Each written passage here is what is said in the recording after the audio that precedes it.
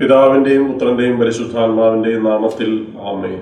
പ്രിയമുള്ള സഹോദരങ്ങളെ, നമ്മൾ പരിശുദ്ധ കന്യകാമറിയത്തെക്കുറിച്ച് കുറച്ചുകൂടെ ഒന്ന് ആഴത്തിലേക്ക് നമ്മൾ പഠിക്കുകയാണ്. ഓരോ ക്ലാസ്സും നമ്മൾ കേൾക്കുമ്പോൾ നമ്മുടെ ഉള്ളിൽ പരിശുദ്ധ കന്യകാമറിയത്തെക്കുറിച്ചുള്ള ആ വിശ്വാസം, അല്ലെങ്കിൽ ദൈവം മറിയത്തെ എന്തുകൊണ്ട് ഇത്രമാത്രം ഉയർത്തി എന്നുള്ളത് നമ്മൾ ആഴത്തിൽ മനസ്സിലാക്കണം. കാരണം ദൈവം വസിക്കുന്നത് സ്വർഗത്തിലാണ്. ആ ദൈവം ഭൂമിയിലോട്ട് വരുമ്പോഴും ആ സ്വർഗത്തിന് തുല്യമായ ഒരവസ്ഥ തന്നെ ഭൂമിയിൽ വേണം. കാരണം ആ ദൈവത്തിനൊരു മാറ്റവും ഇല്ല. ദൈവം തന്നെയാണ്. അപ്പൊ നമ്മൾ ഈ പരിശുദ്ധ കന്യകാമറിയത്തെ കുറിച്ച് മനസ്സിലാക്കാൻ വേണ്ടി കുറച്ചുകൂടെ ഒന്ന് ആഴത്തിലേക്കൊന്ന് പോവുകയാണ്. നമുക്ക് യേശുവിനെ എല്ലാവർക്കും വലിയ ഇഷ്ടമാണ്. പരിശുദ്ധ കന്യകാമറിയമാണ് ചിലർക്കൊക്കെ പ്രശ്നം, എല്ലാവർക്കും അല്ല, കത്തോലിക്കർക്കല്ല, കത്തോലിക്കർ സഭയ്ക്ക് പുറത്തുള്ള പലർക്കും ഉള്ള പ്രശ്നം. എന്നാൽ നമ്മളൊന്ന് ആഴത്തിലേക്ക് ഒന്ന് മനസ്സിലാക്കാം. നമുക്ക് സഭയിൽ നിന്ന് അല്ലെ ബൈബിളിൽ നിന്ന് ഒന്ന് അല്പം ഒന്ന് വ്യതിയാനം, ബൈബിളിലുള്ളത് തന്നെയാണ്. നമുക്കറിയാം, യേശു ക്രിസ്തുവിന്റെ തിരുശരീരവും രക്തവും നമ്മൾ ഭക്ഷിക്കുന്നുണ്ട്. യേശു ക്രിസ്തു ഗെത്സമേൻ തോട്ടത്തിൽ അവസാന തുള്ളി രക്തം വരെ, ഗെത്സമേൻ തോട്ടം മുതൽ കാൽവരി വരെ ചിന്തി. ഈ യേശു ഈ രക്തം ചിന്തിയത് കൊണ്ടാണ് മനുഷ്യവർഗം രക്ഷപ്പെട്ടത്. ഒരു സംശയവുമില്ല, നമുക്ക് എല്ലാവർക്കും അറിയാം. അപ്പൊ യേശു ക്രിസ്തു പീലാത്തോസിന്റെ പ്രത്തോറിയത്തിൽ വെച്ച് അതികഠോരമായ രീതിയിൽ പാടുപീഡകൾ ഏറ്റെടുത്തു. ഈശോ മുറിഞ്ഞു തകർന്നു.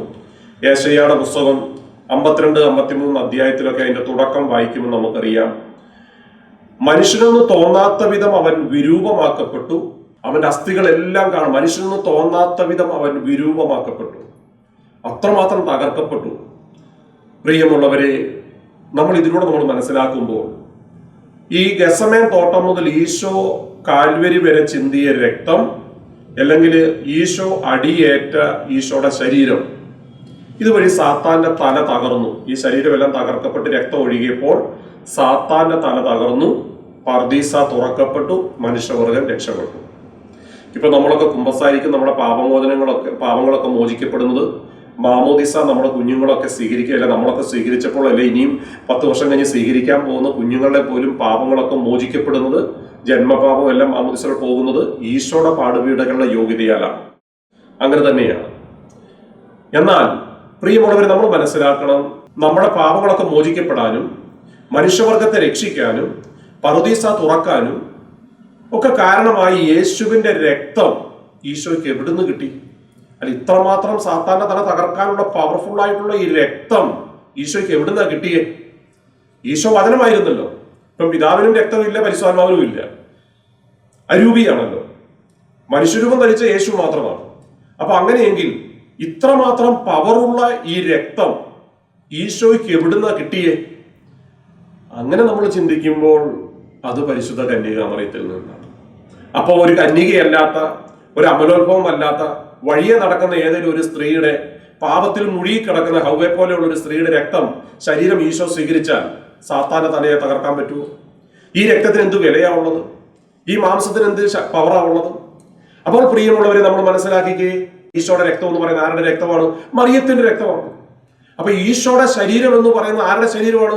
മറിയത്തിന്റെ ശരീരമാണ്. ഒരു സംശയം വേണ്ട കാര്യത്തിൽ. നിങ്ങളുടെ യുക്തി കൊണ്ട് തന്നെ നിങ്ങൾ ചിന്തിക്കൂ.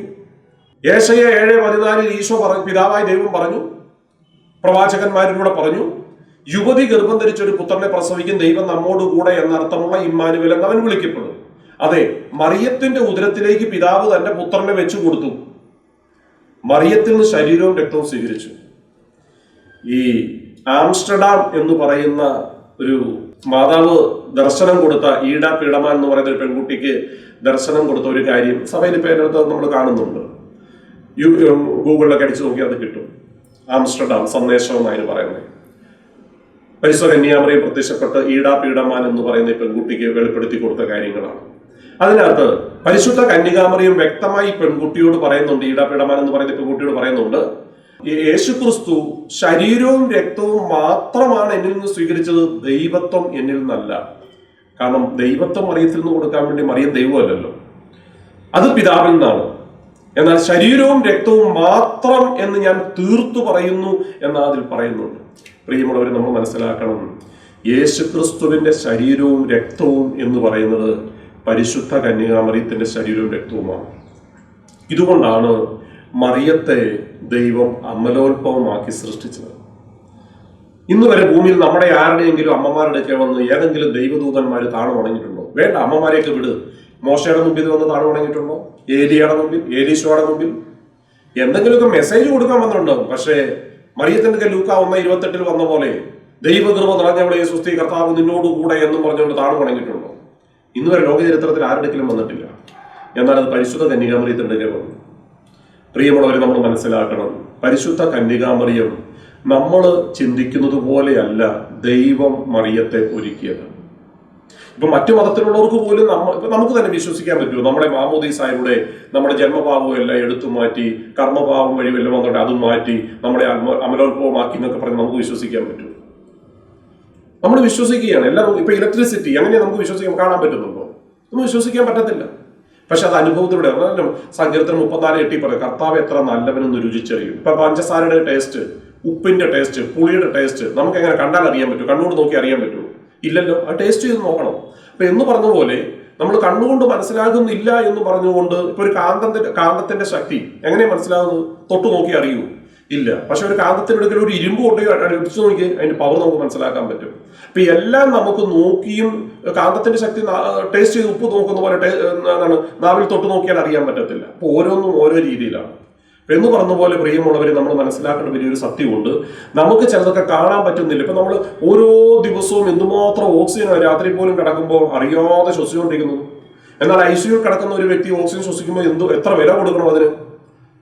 അപ്പൊ അതിന്റെ വിലയൊക്കെ നമുക്ക് മനസ്സിലാക്കാൻ പറ്റും. അത് എടുക്കുന്നതിന്റെ ആ ഒരു ബുദ്ധിമുട്ടുകളും കാര്യങ്ങളും ഒക്കെ ഇപ്പൊ നമുക്കൊന്നും മനസ്സിലാകത്തില്ല. കാരണം എന്താ? ശരീരത്തിനുള്ള ആരോഗ്യം ദൈവം തന്നിരിക്കുന്നത് കൊണ്ടാണ്. പ്രിയമുള്ളവരെ, ഇതുകൊണ്ട് നമുക്ക് കാണാൻ പറ്റുന്നില്ല, കേൾക്കാൻ പറ്റുന്നില്ല, രുചിച്ചറിയാൻ പറ്റുന്നില്ല. അതുകൊണ്ട് ഇതൊന്നും ശരിയല്ല, സത്യമല്ല എന്ന് പറയാനായിട്ട് നമുക്ക് ഒരിക്കലും പറ്റത്തില്ല. അതുകൊണ്ട് മനുഷ്യബുദ്ധിക്ക് അഗ്രാഹ്യമായ ഇതാണ് ഒരു രഹസ്യം എന്ന് പറയുന്നത്. ത്രിത്വം ഒരു രഹസ്യമാണ്, ദൈവം ഒരു രഹസ്യമാണ്. ഇപ്പൊ ജപമാല പ്രാർത്ഥനയിൽ പോലും നമ്മൾ എന്താ പറയുന്നത്? ഓരോന്നും രഹസ്യമാണെന്ന്. രഹസ്യം, സന്തോഷത്തിന്റെ രഹസ്യം, ദുഃഖത്തിന്റെ രഹസ്യം, ഇത് രഹസ്യമാണ്. മനുഷ്യബുദ്ധിക്ക് അഗ്രാഹ്യമായ കാര്യങ്ങളാണ് രഹസ്യം എന്ന് പറയുന്നത്. അതുകൊണ്ട് പ്രിയമുള്ളവരെ, നമ്മൾ മനസ്സിലാക്കണം, ഈശോയുടെ ശരീരം എന്ന് പറയുന്നത് മറിയത്തിന്റെ ശരീരമാണ്. ഇനി മറ്റൊരു ഉദാഹരണം നമുക്ക് കൊണ്ടുവരാം. യേശു ക്രിസ്തു ഉയർത്തെഴുന്നേറ്റ് കഴിഞ്ഞ് മരിച്ചു ഉയർത്തെഴുന്നേറ്റ് കഴിഞ്ഞപ്പോൾ നമ്മൾ പലപ്പോഴും ചിന്തിക്കുന്നത്, അല്ലെ നമ്മൾ മനസ്സിലാക്കിയിട്ടുള്ളത്, പലരും പറയുന്നത് കേട്ടിട്ടുള്ളത്, യേശുവിന് മരിച്ചുയർത്തെഴുന്നേറ്റിട്ട് ഉച്ച മുതൽ ഉള്ളങ്കാലു വരെ പീലാത്തോസിന്റെ പ്രത്തോറിയത്തിൽ മുഴുവൻ തകർക്കപ്പെട്ടു. അതാണ് യെശയ്യാ പ്രവാചകൻ പറയുന്നത്, അവനെ കണ്ടവർ അമ്പരന്ന് പോയി, അവൻ മുഴുവനും ഒറ്റ മുറിവ് പോലെയായിപ്പോയി. പക്ഷെ ഉയർത്തെഴുന്നേറ്റ ക്രിസ്തുവിന്റെ ശരീരത്തിൽ പഞ്ചശതങ്ങളുണ്ടെന്നൊക്കെ നമ്മൾ പറയുന്നത്. അത് പല വിശുദ്ധർക്കൊക്കെ, അസീസിൽ വിശ ഫ്രാൻസിൽ പലർക്കൊക്കെ കിട്ടുന്നതൊക്കെ ആയിട്ട് നമുക്കറിയാം. നമ്മൾ പാതിരാപ്പിയോയ്ക്കും ഒക്കെ കിട്ടിയിട്ടുണ്ടെന്ന് പറയുന്നു. ഓക്കെ.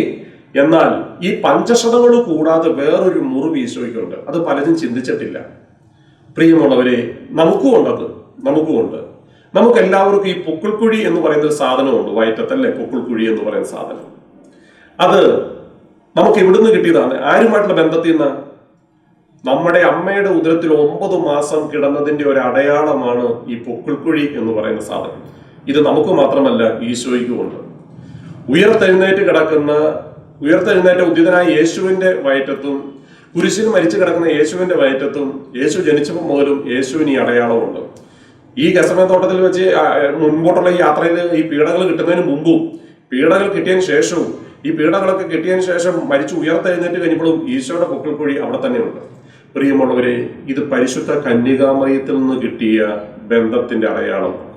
ഇത് ആർക്കും മായ്ക്കാൻ പറ്റുന്നൊരു സാധനമല്ല. 9 മാസം മറിയത്തിന്റെ ഉദരത്തിൽ കിടന്നപ്പോൾ ഈശോയ്ക്ക് കിട്ടിയ അടയാളമാണ്. മറിയവും യേശുവും തമ്മിലുള്ള ബന്ധമാണിത്.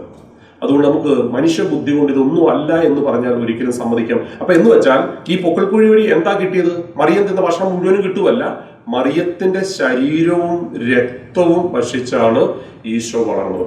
കിരിനിയൂസ് എന്ന് പറയുന്ന ഒരു വിശുദ്ധൻ ഇങ്ങനെ പറയുന്നുണ്ട്, നമ്മൾ യേശുവിന്റെ ശരീരവും രക്തവും ഭക്ഷിച്ച് നമ്മൾ വളരുന്നു എന്ന് വെച്ചാൽ നമ്മൾ സഭയിലുള്ളവര് വളരുന്നു. എന്നാൽ യേശു മറിയത്തിന്റെ ഉദരത്തിലായിരുന്നപ്പോൾ മറിയത്തെ ഭക്ഷിച്ചും മറിയത്തിന്റെ രക്തം കുടിച്ചും ഈശോ വളർന്നു. പൊക്കിൾക്കുടി വഴി അമ്മയുടെ, നമ്മളും അങ്ങനെ തന്നെയാണ്. നമ്മുടെ അമ്മയുടെ ഉദരത്തിൽ കിടന്നപ്പോൾ അമ്മ തിന്നുന്ന ചോറും ഇറച്ചിയും മീനും അല്ലെങ്കിൽ അതുപോലെയുള്ള വെജിറ്റബിൾസ് ഒന്നും നമുക്ക് അതുപോലെ കിട്ടിയില്ലല്ലോ. ആ രക്തത്തിലൂടെയാണ് നമുക്ക് ഇതെല്ലാം കിട്ടിക്കൊണ്ട് പൊക്കിൾക്കുടിയുടെ ആ ബന്ധം വഴി അങ്ങനെയാണ് നമുക്ക് ഈ ശരീരവും രക്തം നമുക്ക് കിട്ടിക്കൊണ്ടിരുന്നത്. പ്രിയമുള്ളവർ, ഇത് തന്നെയാണ് പരിശുദ്ധ കന്യകാമറിയത്തിന്റെ ഉദരത്തിൽ കിടന്ന യേശുവിന്. ഒരു വ്യത്യാസവും ഇല്ല. നമ്മളെ പോലെ തന്നെ ഒരു മനുഷ്യനായിട്ട്, പക്ഷെ പാപമില്ലെന്ന് മാത്രമേ ഉള്ളൂ. പാപമില്ലാത്ത ശരീരവും രക്തവുമാണ്. എന്നാൽ മറിയം ജനിച്ചതുപോലെയല്ല. മറിയത്തെ ദൈവം അമലോത്ഭവമാക്കി സൃഷ്ടിക്കുകയാണ് ചെയ്തത്. അത് അന്നയുടെ യോവാക്യമിന്റെ യോഗ്യത കൊണ്ടൊന്നുമല്ല. അന്നയും യോവാക്യമും അമലോത്ഭവമല്ല. പക്ഷേ അത് നമുക്ക് പിന്നീട് ഒരു ക്ലാസ്സിൽ നമുക്ക് മനസ്സിലാക്കാം. അത് ഇച്ചിരി കൂടെ ഇതിന്റെ കൂടെ തീരത്തില്ല. അപ്പൊ അതുകൊണ്ട് പ്രിയമുള്ളവരെ നമ്മൾ മനസ്സിലാക്കുക, ഈ യേശുവിന്റെ ശരീരവും രക്തവും എന്ന് പറയുന്നത് പരിശുദ്ധ കന്യകാമറിയത്തിന്റെ ശരീരവും രക്തവുമാണ്. അപ്പം അതുകൊണ്ട് നമ്മൾ മനസ്സിലാക്കി ഇവരെ നമുക്ക് വേർപെടുത്താൻ പറ്റത്തില്ല. ലൂക്ക 1:37 വീണ്ടും ഹൃദയത്തിൽ ആഴപ്പെടട്ടെ, ദൈവത്തിനെല്ലാം സാധ്യമാണ്. ദൈവത്തിന് അത് ആവശ്യമായിരുന്നു. മറിയത്തെ അങ്ങനെ സൃഷ്ടിക്കേണ്ടത് ദൈവത്തിന് ആവശ്യമായിരുന്നു. അതുകൊണ്ട് ദൈവം മറിയത്തെ അങ്ങനെ സൃഷ്ടിച്ചു. നമ്മളാരാ ചോദിക്കാൻ? നമ്മളത് വിശ്വസിക്കുക മാത്രം ചെയ്യുക. പ്രിയമുള്ളവരെ, ദൈവത്തിന്റെ ആവശ്യമല്ലേ, അതുകൊണ്ട് ദൈവം അത് ചെയ്യുന്നു. നമുക്കൊന്നും പറയാം. ലൂസിഫറിനെ എന്തുകൊണ്ട് അങ്ങനെ സൃഷ്ടിച്ചു? ദൈവത്തിന് അത് ആവശ്യമായിരുന്നു. അതുകൊണ്ട് നവരത്നങ്ങൾ കൊണ്ടൊക്കെ പൊതിഞ്ഞ് അങ്ങനെ ദൈവം സൃഷ്ടിച്ചു. നമുക്ക് ചോദ്യം ചോദിക്കാൻ പറ്റൂ? ഇല്ല. അപ്പൊ അതുകൊണ്ട് പ്രിയമുള്ളവരെ, നമ്മൾ ചിലതൊക്കെ അംഗീകരിക്കുക, നമ്മൾ ഉൾക്കൊള്ളുക. ത്രിത്വം എന്തുകൊണ്ട് ഇങ്ങനെയായിരിക്കുന്നു? അത് അങ്ങനെയാണ്. അത് ദൈവത്തിന്റെ പദ്ധതിയാണ്. നമ്മളാരും ചോദിച്ചിട്ട് വല്ല കാര്യമുണ്ടോ? അതുകൊണ്ട് പ്രിയമുള്ളവരെ, ചില കാര്യങ്ങൾ നമുക്ക് വിശ്വസിച്ചേ പറ്റുള്ളൂ. അത് അങ്ങനെ തന്നെയാണ്. ദൈവത്തിന് അതേ ചെയ്യാൻ പറ്റത്തുള്ളൂ. അതുകൊണ്ടാണ് ദൈവം അത് അങ്ങനെ തന്നെ ചെയ്യുന്നത്. ചിലർ രഹസ്യമാക്കി വെച്ചിരിക്കുകയാണ്. ചിലതൊന്നും മനുഷ്യബുദ്ധിക്ക് ഉൾക്കൊള്ളാൻ പറ്റുന്നതല്ല. പക്ഷെ എന്ന് പറഞ്ഞാൽ അത് അങ്ങനെ ഒരു സംഭവം അല്ല എന്നുള്ളത് പറയാൻ പറ്റത്തുമില്ല. അതുകൊണ്ട് പ്രിയമുള്ളവരെ, ഈശോയും മാതാവും തമ്മിലുള്ള ഈ ബന്ധം, ഇത്രമാത്രം ആഴപ്പെട്ട ഈ ബന്ധം, സ്വർഗം നമുക്ക് വേണ്ടി പിതാവ് പുത്രനെ ഭൂമിയിലോട്ട് വരാൻ വേണ്ടി ഇത്രമാത്രം കൃപയിൽ പരിശുദ്ധ കന്യകാമറിയത്തെ അമലോത്ഭവമാക്കി നിത്യകന്യകയാക്കി മാറ്റിവെച്ചിരിക്കുന്ന ആ വലിയ വിശ്വാസത്തെ നമുക്ക് വിശ്വസിക്കാം, നമുക്ക് ഉൾക്കൊള്ളാം. അത് നമ്മുടെ ആത്മരക്ഷയ്ക്ക് വേണ്ടിയുള്ളതാണ് എന്നുള്ള വലിയ ബോധ്യത്തോടെ നമുക്ക് ആ ദൈവത്തിന്റെ പദ്ധതിക്ക് കീഴ്വഴങ്ങാം. നമുക്ക് ചെറുതാകാം, എളിമപ്പെടാം. പരിശുദ്ധ കന്യകാമറിയത്തെ പോലെ ദൈവത്തിന്റെ സന്നിധിയിൽ എളിമപ്പെട്ടതുപോലെ നമുക്കുമാകാം. അതുവഴി നമുക്കും നമ്മുടെ കുടുംബത്തിനും തലമുറയ്ക്കും വലിയൊരു അനുഗ്രഹമായി തീരട്ടെ. ആമേൻ.